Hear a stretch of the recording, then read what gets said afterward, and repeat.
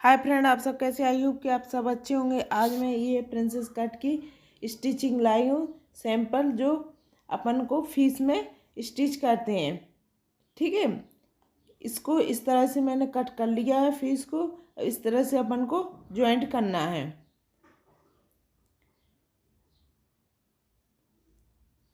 आपको इस वीडियो में ये देखने को मिलेगा कि आपको सैंपल फीस से कैसे प्रिंसेस कट में अपन स्टिच करते हैं। ठीक है, इतना ये अपना मार्जिन के अनुसार ही अपन को स्टिच लगाना है। इस तरह से हाथों को घुमाते जाएंगे और इस तरह से स्टिच लगाते जाएंगे। ठीक है, ये इस तरह से ज्वाइंट होने के बाद दूसरी साइड भी सेम इसी तरह ज्वाइंट कर लेंगे। ये मेरी कुछ इस तरह से कटोरी निकल के आएगी, सेम इसी तरह दूसरी साइड भी अपन ज्वाइंट करेंगे। ठीक है, ये मेरी दोनों ज्वाइंट हो चुकी हैं प्रिंसेस कट में। अब इसके बाद अपन को क्या करना है, नीचे की साइड पट्टी को फोल्ड करना है। तो मैंने कपड़े को एक्स्ट्रा काटा था, उसी कपड़े को मैं फोल्ड कर दूंगी। जितना मेरा एक्स्ट्रा था मैंने उसी एक्स्ट्रा कपड़े के अनुसार ही पट्टी को फोल्ड करूंगी। जितना मेरी लेंथ है, लेंथ के जितना एक्स्ट्रा है लेंथ से मैं उसी को ज्वाइंट फोल्ड कर रही हूँ। फोल्ड हो जाने के बाद अब मैं नेक में इस तरह से पट्टी को ज्वाइंट करके पट्टी को भी फोल्ड कर दूंगी। इस तरह पहले पट्टी ज्वाइंट करूंगी। ये मेरी पट्टी ज्वाइंट हो चुकी है। अब लाइनिंग की सॉरी ये कपड़े पर मैं इस तरह से पट्टी को ज्वाइंट करूंगी। ये और नेक में उतना ही मार्जिन, जितना अपना एक्स्ट्रा मार्जिन है उसी के अनुसार, ज़्यादा ब्रॉड ना हो जाए। मेरा पैक नेक है, इसी पैक नेक के अनुसार ही मैं इसको ज्वाइंट करूंगी। ये छोटे छोटे से कट लगा दिए ताकि मेरी ये जो अपन ने पट्टी लगाई है ना, पट्टी आसानी से पलट जाए। ये पलटने के बाद एक स्टिच और लगा देंगे अपन। इसी कपड़े के अनुसार इस तरह से पलटते जाएंगे पट्टी को और एक और सिलाई लगा देंगे फिनिशिंग के लिए।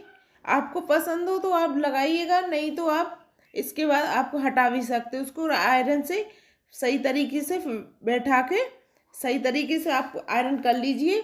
उसके बाद अपन इसको स्टिच की कोई ज़रूरत नहीं रहती है। अगर आपको सही नहीं लगती है तो आप मत लगाइए। ठीक है, इतना होने के बाद ये मेरा फ्रंट पार्ट कंप्लीट हो गया। इसके बाद मैं बैक पार्ट कंप्लीट करूँ। बैक पार्ट में ये है, मैंने सेंटर से मैं हुक्काई की पट्टी लगाऊंगी। ये हुक्काई की पट्टी मैंने पहले ही कट कर ली है। इस तरह से रखने के बाद अब मैं ये हुक्काई की पट्टी बनाऊंगी। ये इस तरह से पट्टी को फोल्ड करके मैंने एक वीडियो अपलोड कर दिया हुक्काई की पट्टी कैसे लगाते हैं, आप जाके देख लीजिएगा। आप चाहें तो इस वीडियो में मैं लिंक शेयर कर दूंगी। हुक्काई की पट्टी इस तरह से लगाने के बाद अभी है इसमें भी मैंने नीचे को कपड़े को लेंथ मैंने ज़्यादा रखी थी ताकि मेरे फोल्ड हो जाए। ये मैंने कट भी लगाया था कि कहाँ से अपना फोल्ड होना है, कहाँ कितनी लेंथ मेरी एक्स्ट्रा है। उसी एक्स्ट्रा लेंथ के अनुसार ही अपन को इस तरह से मैंने कपड़े को फोल्ड कर लिया है। ये मेरी हुक की पट्टी कंप्लीट है और एक साइड का पूरा फैब्रिक मेरा कंप्लीट हो। इसी तरह से मैं आई की पट्टी भी कंप्लीट करूँगी, लगाऊंगी। अभी है मैंने ये नेक में भी पट्टी लगा के नेक को भी पलट दूंगी।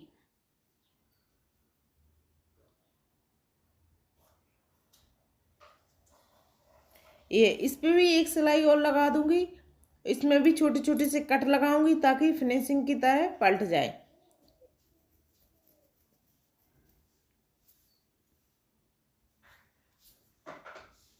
ये इस तरह से अंदर के साइड को कपड़े को फोल्ड कर लूंगी ताकि अपनी फिनिशिंग से निकल के आए।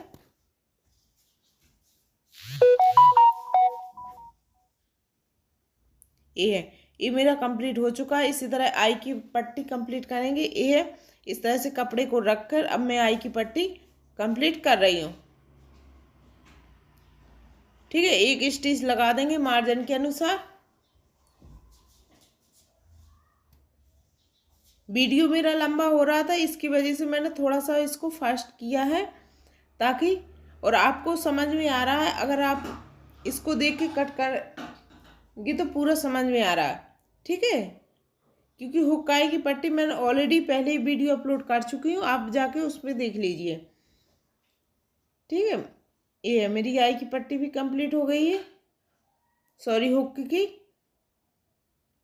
ये अब दोनों को पट्टियों को मिला के मैं चेक करूँगी कि मेरा कोई पट्टी बड़ी तो नहीं। ये देखिए आप, आई की पट्टी मेरी बड़ी निकल के आ रही है।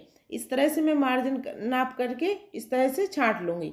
जितनी मेरी एक्स्ट्रा थी मैंने उसको कट कर लिया है। कट करने के बाद अब इसमें क्या करेंगे, ये एक और सिलाई लगा दूँगी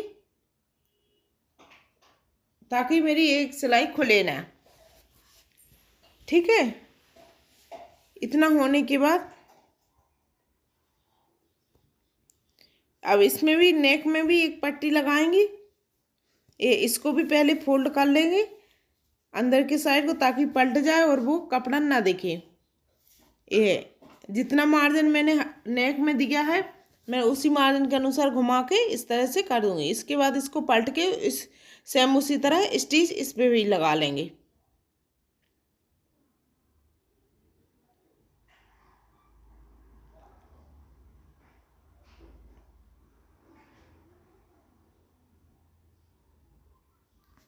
इसकी कटिंग का वीडियो ऑलरेडी पहले ही मैं अपलोड कर चुकी हूँ।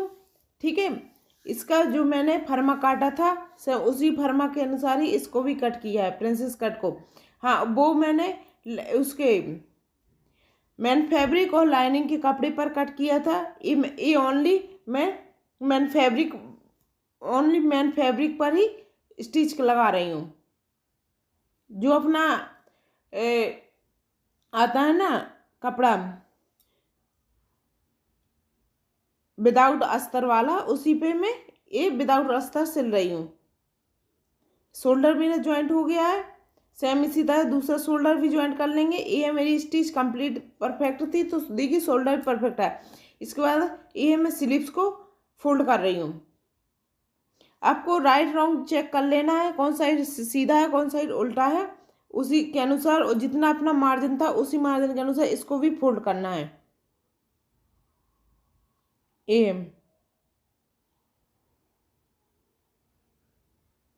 इस तरह से स्टिच लगाने के बाद सेम इसी तरह हाथों की मदद से मैं सही करती जा रही हूँ। ये सेम इसी तरह दूसरा भी अपन को स्टिच लगा लेना है, दूसरी साइड भी स्टिच कर लेना है। ये मैंने जो आर्म होल में यहाँ पे स्लीव्स में काटा जाता है ना फ्रंट साइड को, वो नहीं किया था। मैं स्टिच यहाँ पे स्लीव्स कंप्लीट करने के बाद ही कट करती हूँ। ये मैंने कंप्लीट होने के बाद ये इतना कट कर लिया है। इतना बेसिक होने के बाद अब इसको क्या करेंगे, इसका सेंटर पॉइंट लेके स्लीव्स का और शोल्डर का सेंटर पॉइंट लेके इस पे अब स्टिच ज्वाइंट करेंगे।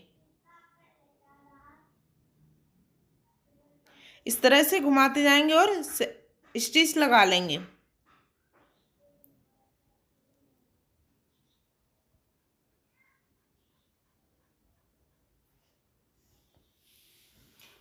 ये एक साइड मेरी ज्वाइंट हो चुकी है, सेम इसी तरह अब दूसरी साइड भी ज्वाइंट करेंगे। क्योंकि शोल्डर से अगर ज्वाइंट करेंगे स्लीव्स को हाफ हाफ करके, तो स्लीव्स में जो घुमावपन आता है ना वो ख़त्म हो जाता है। शोल्डर से ज्वाइंट होने पर ये समस्या ख़त्म हो जाती है, ये समस्या नहीं रहती है। अगर आप आर्म होल से स्टार्ट कर रहे हैं, स्टार्टिंग से ये स्टार्ट कर रहे हैं, या बैक पार्ट के आर्म होल से या फ्रंट पार्ट के आर्म होल से, तो ये दिक्कत हमेशा ही बनी रहती है। इसलिए शोल्डर से ही स्लीव्स को हमेशा ही ज्वाइंट करना चाहिए, स्लीव्स चाहे कोई भी हो। ठीक है, इसके बाद फिटिंग की मैंने ये अब स्टिच लगा रही हूँ। मेरी दोनों स्लीव्स ज्वाइंट हो चुकी हैं। ये दोनों साइड की फिटिंग की मैंने निशान लगा लिया है।